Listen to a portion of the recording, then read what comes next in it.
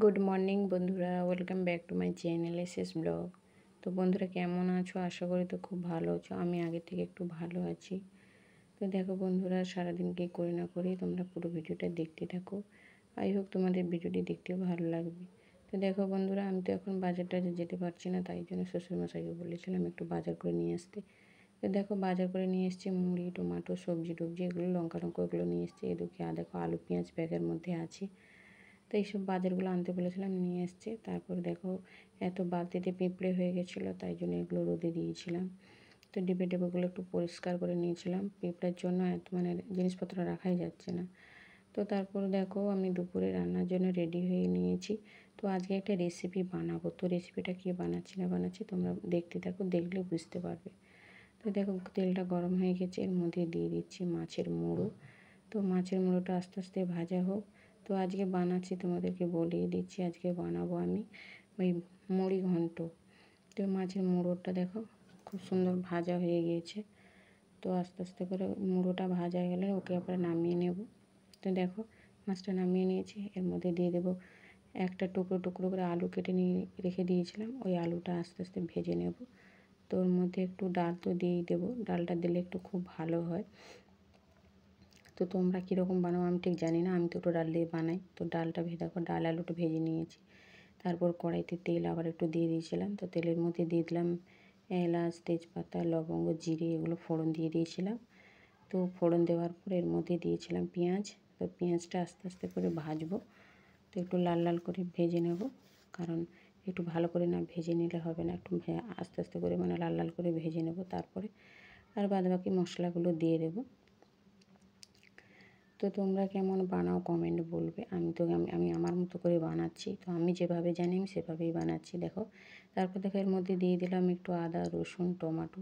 তো এইটাকে ভালো করে কষিয়ে নেব, কারণ আদার না হলে একটা গন্ধ খারাপভাবে একটা আদার গন্ধ বেরোবে। তাই জন্য ভালো করে ভেজে নেব। তারপরে এর মধ্যে দিয়ে দিলাম লঙ্কার গুঁড়ো, হলুদ গুঁড়ো, এর মধ্যে একটু দিয়ে দিলাম। তো দেওয়ার পর একটু লবণ দিয়ে দিলাম, যাতে টমেটোটা গলে যায়, তাই জন্য একটু লবণ দিয়ে দিলাম। তারপরে আস্তে আস্তে করে নেড়ে নেব, কারণ নেড়ে চেড়ে করতে হবে, কারণ দেখো নিচে একটু বসিয়ে গিয়েছিলো হালকা মতো, বুঝতে পারছিলাম না। তো দেখো আবার নেড়ে চেড়ে নিলাম। তো এর মধ্যে আবার হালকা করে একটু আমি জল অ্যাড করবো, কারণ জল না অ্যাড করলে হবে না।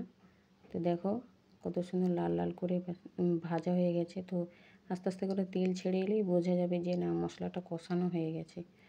তো দেখো আমি এবার ওর মধ্যে জলটা দিলাম না, কারণ চালটা অ্যাড করে দিলাম। জলটা ভাবলাম যে না জলটা দেওয়ার কোনো প্রয়োজন নেই, তাই জন্য আমি এবারে চালটা দিয়ে দিলাম। গোবিন্দভোগ চালটা আমি আগে ধুয়ে রেখে দিয়েছিলাম, ওইটাকে আস্তে আস্তে করে আমি ওই মশলার মধ্যে কষাবো। মশলার সঙ্গে না কষালে ভালো হবে না, তাই জন্য দেখো আস্তে আস্তে করে মশলার সঙ্গে আমি একটু কষিয়ে নিচ্ছি, কারণ একটু ভেজে নিলে চালটা ওই মশলার সঙ্গে খুব ভালো হয়। তারপরে দেখো ওই যে ডাল আলুটা ভেজে রেখে দিয়েছিলাম, ওইটা আবার আমি দিয়ে দিলাম। ওইটা দিয়ে আমি আবার একটু নাড়বো। তারপরে নেড়ে তারপর ওর মধ্যে জল দেবো। তো একটু ভালো করে একটু নাড়তে হবে, নাড়লে একটু জিনিসটা একটু খুব ভালো হয় আর কি, আর কিছু না। তো দেখো পুরো ভিডিওটি দেখতে থাকো। তো জিনিসটা কেমনভাবে বানাই তোমাদেরও দেখতে খুব ভালো লাগবে। তো দেখো কত সুন্দর ভাজা ভাজা হয়ে এসছে, গায়ে জড়ানো জড়ানো ভাব। তো দেখো এইভাবে ভেজে তারপরে জলটা দেবো আর কি। তো দেখো এবার আমি দিয়ে দিচ্ছি একটু জল। তো একটু উষ্ণ গরম জলটা দিলে ভালো হয়, তো আমি একটু হালকা উষ্ণ গরম জল করে রেখে দিয়েছিলাম। তো উষ্ণ গরম জলটা দিলাম। তো এইটুকু জল দিলে হবে না, আর এর মধ্যে আর একটু জল অ্যাড করতে হবে। তো দেখো আমি আবার একটুখানি জলটা দেব। তো দেখো কত সুন্দর কালারটা এসছে, দেখো এইভাবে কালারটা আসবে আর কি। তো দেখো আমি এর মধ্যে আর একটু জল দিয়ে দিচ্ছি। জলটা দিয়ে আমি এবার একটু নেড়ে চেড়ে দেবো। তো দেখো আমি নেড়ে চেড়ে দিলাম। তো এবার ঢেকে দেবো। তো দেখো আমি এবার ঢেকে দিলাম। তো ঢেকে দিয়েছিলাম, তারপরে খুলে দেখা হলো যে একটু হয়ে গেছে, তাই জন্য আমি একটু এর মধ্যে সেই ভেজে রাখা মুড়োটা দিয়ে দিলাম, দিয়ে একটু নেড়ে চেড়ে দিলাম। তো দেখো আর একটুক্ষণ হয়ে গেলে আমার জিনিসটা কমপ্লিট হয়ে যাবে।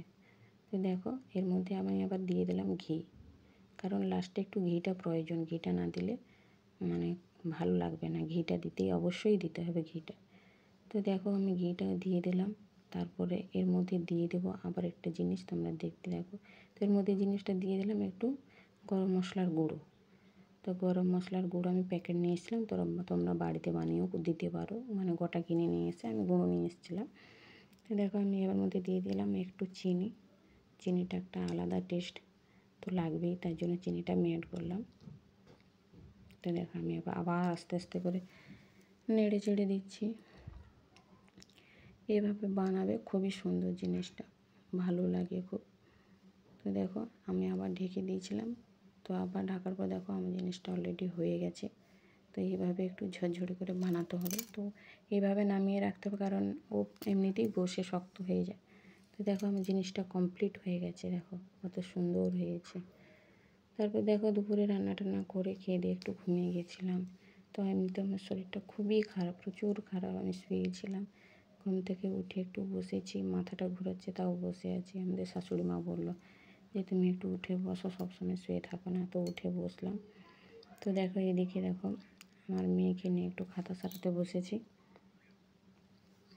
তো আমার মেয়ে দেখো খেজুর খাচ্ছি, বসে আছি। তারপরে বসে আছি, মেয়েকে মানে লিখতে বসিয়েছিলাম আর কি, বসে আছি তাকিয়ে আছি। তারপর দেখো আমার শাশুড়ি মা আমাকে একটু পেয়ারা কেটে দিয়ে গেছিলো, তো পেয়ারাটাও বসে বসে খেয়েছিলাম। তো দেখো আমাদের বাড়িতে এক নতুন অতিথি এসছে, দেখো কত সুন্দর বসে আছে। দেখো একটু সুন্দর মুখ হয়ে গেছিলো, তো নতুন অতিথি এসছে, খুব ভালো লাগছে। দেখো তারপর আস্তে আস্তে করে ও বেরিয়ে যাবে। দেখো দেখো কেমন করে আমার মেয়ে যত ছোটাচ্ছে, দেখো ভয়ে পালালো।